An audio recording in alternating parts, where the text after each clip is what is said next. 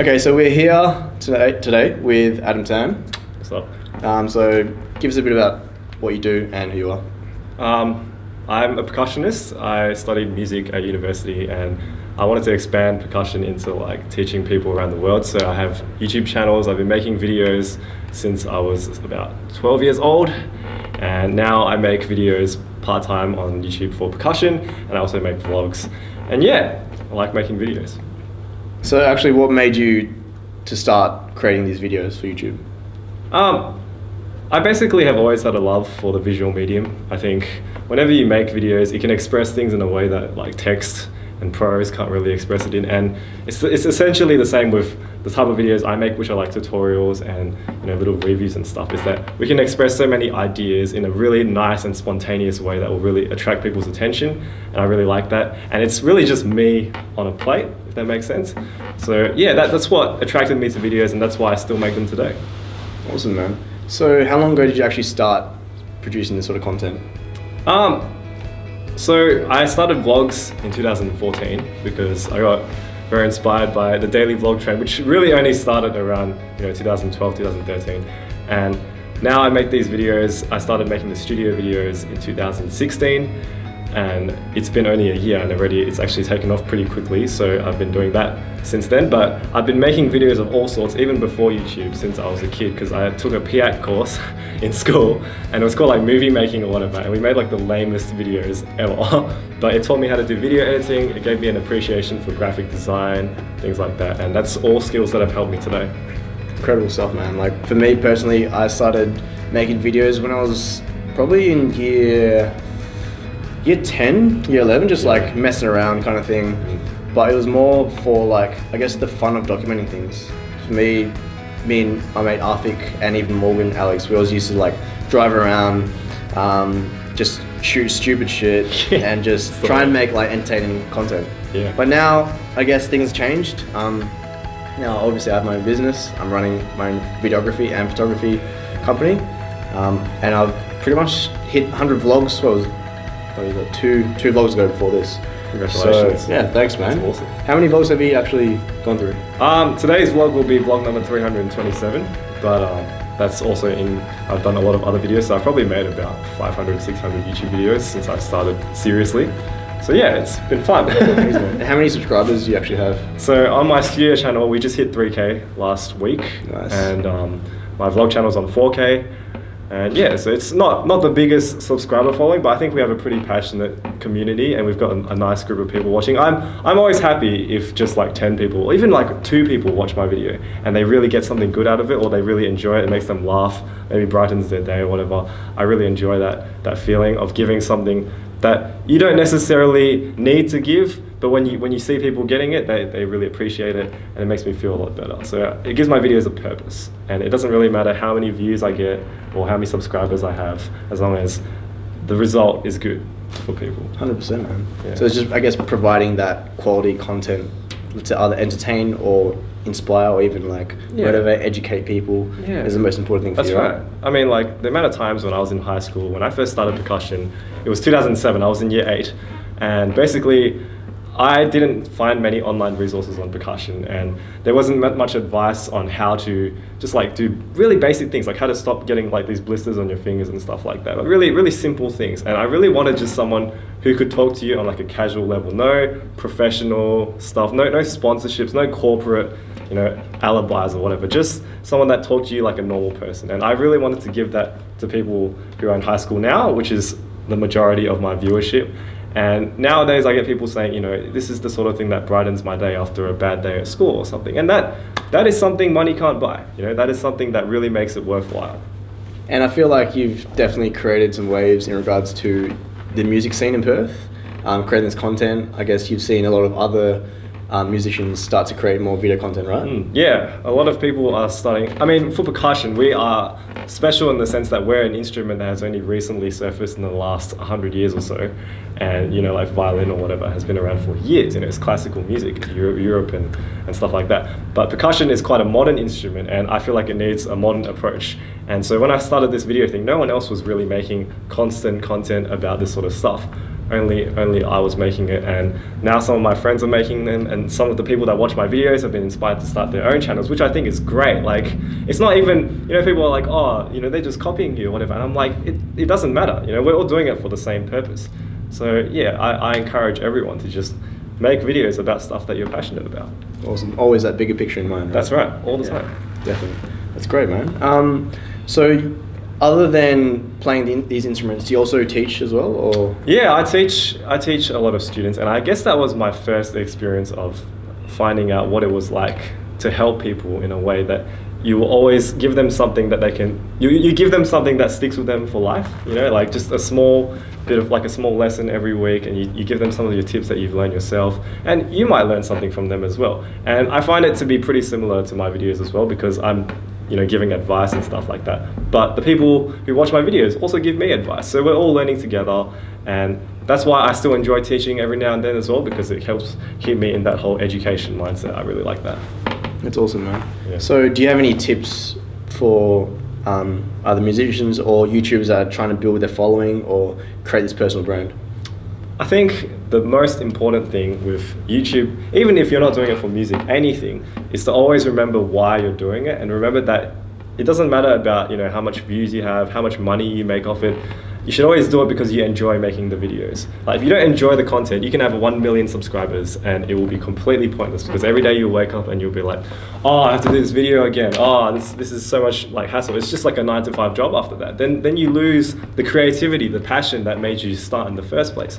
So for anyone, especially like for us musicians, we get into music because we like playing music for people. We like the effect it has on us, on our audiences, and we can convey all these greater ideas that you could never get with just like doing a desk job or whatever. I mean, doing a desk job is perfectly fine, but when you have something that is really passionate in your life, you want to keep that passion. So whenever you're making videos, or you want to start making YouTube videos if you've never done it before, just don't do it for fame, don't do it for likes or views or whatever, because that stuff is inconsequential in the grand scheme of things. After a while, it's just numbers, right? But if you enjoy making it and other people enjoy it, no one can take that away from you at all. 100%. It's all about that love and that passion for this craft, right? Absolutely. You see a lot of people nowadays, especially in society, with that instant gratification. They want to create vlogs just because Casey Neistat does it, and they see all the attention that he gets, all the fame, all the money that he gets. But you always have to just keep in mind that it's a long game. Just to keep put in context, how many vlogs or videos do you actually create a week on average? So I create about 3 videos a week. 1 studio video, 1 video for my friend Rob, and 1 vlog video usually every week. I used to do maybe about 3 vlogs a week, but now I try to keep the vlogs interesting, because I didn't want them to be too saturated with the same thing of just me, putting on something for people to see. Excuse me. And I really wanted people to see me as a person. I didn't want people to see, the fake me, some celebrity image or whatever. Just me as a whole. And I think, especially for people who are copying people like Casey Neistat and stuff, they learn his techniques like drones, put a DSLR on a Gorilla Pod. Ooh, yeah, look at that. I've got a Rode microphone as well. That's all cool, man. Like, you can be inspired by these people and stuff. But just remember, when Casey started, he was the only one doing it. He was the only person doing this stuff. And he had to find ways to constantly evolve his game. He started with a little compact camera and he moved up to like a DSLR. This one, right? Yeah, he started with this one, the S120, which is what I still use today, right? The gear is insignificant after a while, right? He was using this, he moved up to a DSLR, now he uses Sony mirrorless cameras. And throughout that process, he was always learning, always evolving. Because the last thing you want to do is just be like, oh, I'll just be like that guy. If I copy him, we'll be just as successful as him. But the fact is, everyone in the YouTube game is making high quality videos. Everyone has drone shots. Everyone has chill hip hop music in the background. Yeah, vlog number 247, New York. They have the name of the place they're going to. They have their name on the screen in Helvetica. Like, everyone is doing that, right? You gotta just be yourself. And then that is what will be unique, and that's what you're bringing to the table, and people will watch that. How many years are you into the YouTube game? Me? It's been serious YouTube game, probably I would say proper serious YouTube game, 2 years. Hobby YouTube game, probably about 4 years. And then video game, probably 10, 11 years. Yeah. So you've created, on average, 3 YouTube videos a week. How many subscribers do you have at the moment for each channel? Did you already ask me?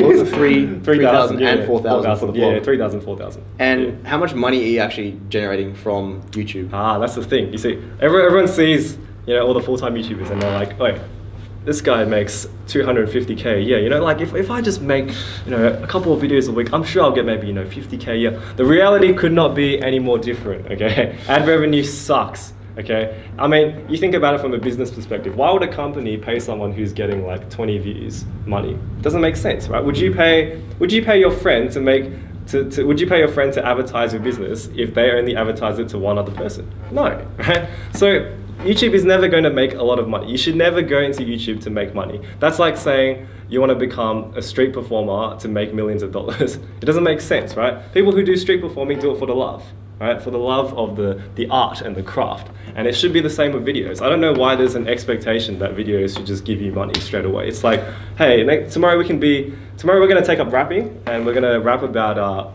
Mirabuka and other gang-related themes, and we're going to become Future in 2 weeks. It doesn't work like that. Exactly right. Yeah. Yeah. A lot of people are on that fast, instant gratification kind of thing at the moment. Just got to take it easy. Just build it up slowly. Always long game. Always think long game. Always. All right, so talk to me a little bit about the gear that you use at the moment.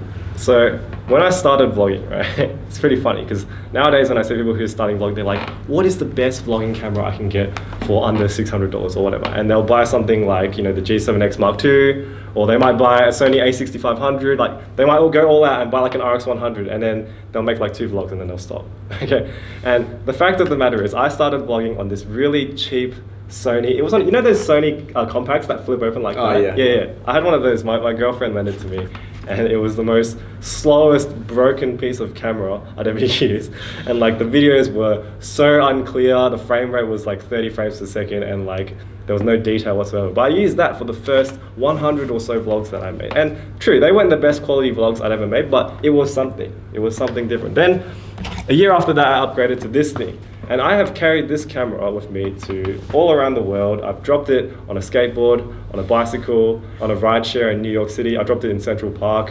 And then I also grazed my elbow, but I was more concerned about the camera. But I've used this little camera to film all my vlogs since vlog number 100 and something. I think it was like 97 or something. I filmed since then. So I filmed about 250 vlogs almost on this camera. Right? And that's all you need. You just need something that can film. And everyone has smartphones nowadays. Just use that. You don't need to buy a DSLR just because Casey Neistat has one. And like you have an A7S, right? But you actually know how to use it.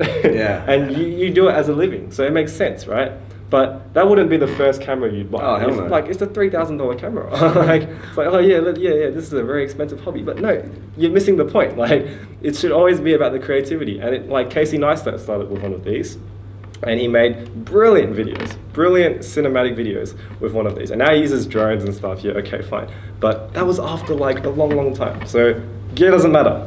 Ideas matter, but gear doesn't matter. 100%. Yeah? And the whole basis of video, even photos, is storytelling. Absolutely. That's the most important aspect of this craft. Yeah. People end up taking amazing photos of just the most basic shit, right? But there's no story behind it. It's just so flat. There's no context or anything behind it. But then a person can take an amazing photo with an iPhone and tell a story with that whole thing, even create a video with that, and it can be one of the most viral videos. Yeah, or it can be just insanely meaningful, just a really poignant photo. And some people, you know how there's those people who like pro photographers, but they use cheap film cameras and they get stunning photos. Sure, there's not as many megapixels or whatever, but it's just a really nice, meaningful story behind it. And it's the same with videos, right? I always think videos are 30% filming, 70% is the editing. Yeah. And the thought process behind the shots. You can have crystal clear drone shots. You can have a Ronin for your 4K, vlogging. 4K. You can be shooting on red cameras, but if your editing sucks, if you have no idea what you're doing, no one will care. And you won't care because it won't mean anything. The nicest shots in the world mean nothing without intention. 100% well put. Yeah. Well put. Awesome. Anyways, that's it for this interview. Thanks so much for watching, guys. Thanks for watching, and thanks for having me. No worries at all. Appreciate it. Peace. Bye.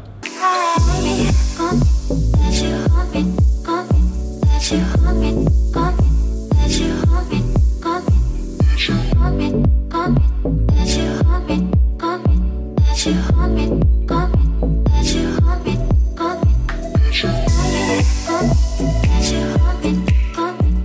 you.